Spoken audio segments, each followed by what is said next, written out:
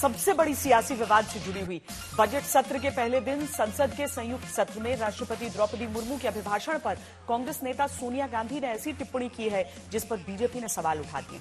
संसद परिसर में जब पत्रकारों ने सोनिया गांधी से राष्ट्रपति के अभिभाषण पर सवाल पूछा तो सोनिया ने राष्ट्रपति को पुअर लेडी यानी बेचारी महिला कहा। सोनिया गांधी के बयान को बीजेपी ने बड़ा मुद्दा बना लिया है। उसका कहना है कि सोनिया गांधी राष्ट्रपति से माफी मांगे। राष्ट्रपति के अभिभाषण के बाद राहुल गांधी और सोनिया गांधी बाहर निकले तो पत्रकारों ने उनसे सवाल किया, जिस पर बातचीत करते हुए सोनिया गांधी ने कहा कि अभिभाषण के दौरान बेचारी राष्ट्रपति थक गई थी। वहीं राहुल गांधी ने अभिभाषण को बोरिंग कहा।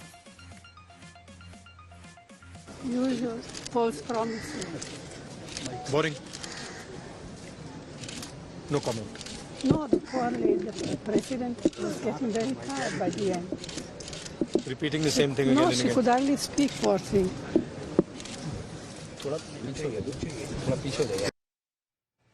बीजेपी ने सोनिया गांधी के राष्ट्रपति पर दिए बयान को अनुचित बताते हुए राहुल गांधी पर हमला किया और कहा कि राहुल को कांग्रेस लॉन्च ही नहीं कर पा रही है।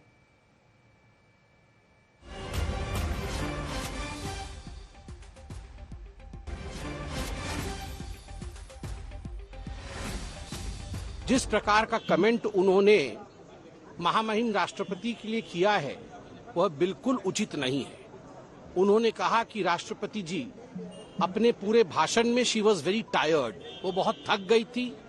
And what a poor thing, उन्होंने उन्हें पुअर थिंग मतलब बेचारी, अगर मैं उसको ट्रांसलेट करूं तो हिंदी में बनता है कि बेचारी। स्पष्ट रूप से हम कहना चाहेंगे कि महामहिम राष्ट्रपति कदाचित बेचारी नहीं हो सकती है।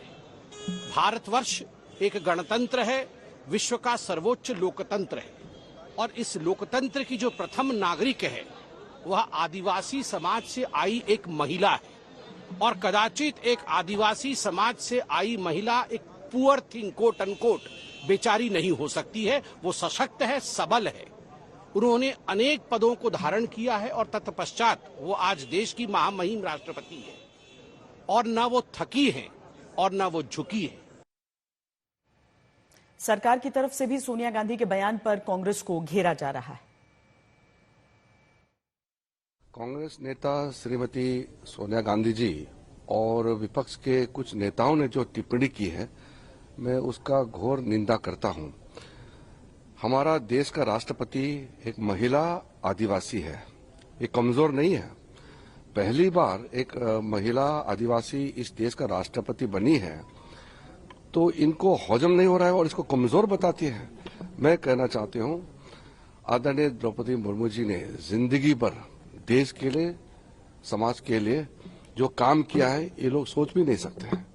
और आज जो भाषण दिया है और देश को संबोधन किया है संसद के माध्यम से, तो इस तरह से बोरिंग कहना, कमजोर कहना, थकी हुई महिला कहना, ये कोई शोभा देती है क्या किसी नेता को? मैं सबसे पहले तो मैं खुद आदिवासी हूं और हमारे आदिवासी राष्ट्रपति जी के प्रति जो टिप्पणी की है वो घोर निंदनीय है और माफी मांगना चाहिए। कि अपमान परम आदरणीय राष्ट्रपति जी का कभी नहीं दिखा था।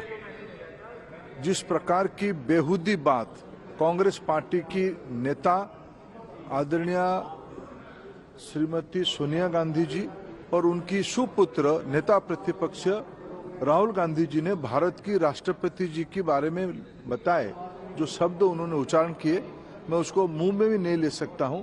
इस प्रकार की अहंकार के लिए मैं कठोर से कठोर शब्दों में उसको निंदा करता हूं। फ्यूडल लोगों से, सामंतवादी लोगों से और अपेक्षा भी क्या करें? प्रजातंत्र में बार बार लोगों के द्वारा पराजय स्वीकार नहीं कर पाते हैं। उनको लगता है कि देश उनकी जागीर है, वही इस देश को चलाने के लिए, उपभोग करने के लिए उनको भगवान ने ही भेजा है। उनको भगवान सद्बुद्धि दे और देश की जनता उनको पहले भी अपना जनादेश सुनाया है और आने वाले दिनों में भी उनको बाहर रखेगी। बीजेपी अध्यक्ष जेपी नड्डा ने भी सोनिया गांधी के राष्ट्रपति पर दिए बयान की आलोचना की है। कहा कि ये आदिवासी विरोधी बयान है। बीजेपी अध्यक्ष जेपी नड्डा ने कहा कि वो राष्ट्रपति पर सोनिया गांधी के बयान की निंदा करते हैं। ऐसे शब्दों का जानबूझकर इस्तेमाल कांग्रेस पार्टी की गरीब विरोधी और आदिवासी विरोधी सोच को दर्शाता है। वो आगे लिखते हैं कि मैं मांग करता हूं कि कांग्रेस पार्टी माननीय राष्ट्रपति और भारत के आदिवासी समुदायों से बिना शर्त माफी मांगे। बीजेपी अध्यक्ष जेपी नड्डा की तरफ से एक्स प्लेटफॉर्म पर यह बातें रखी गई हैं। भारतीय जनता पार्टी के तमाम नेता, सरकार के तमाम मंत्री सोनिया गांधी से और कांग्रेस पार्टी से माफी की मांग कर रहे हैं। सोनिया गांधी की तरह ही विपक्ष की तरफ से राष्ट्रपति के अभिभाषण पर जो प्रतिक्रिया आई, उसमें अलग अलग टिप्पणी की गई, जिसको लेकर विवाद बढ़ रहा है। टीएमसी के सांसद कल्याण बनर्जी, जो पहले भी संसद में अपने बयानों को लेकर चर्चा में रहे हैं, उन्होंने राष्ट्रपति के अभिभाषण को फनी यानी हास्यास्पद कहा। निर्दलीय सांसद पप्पू यादव ने राष्ट्रपति को स्टैंप कहा।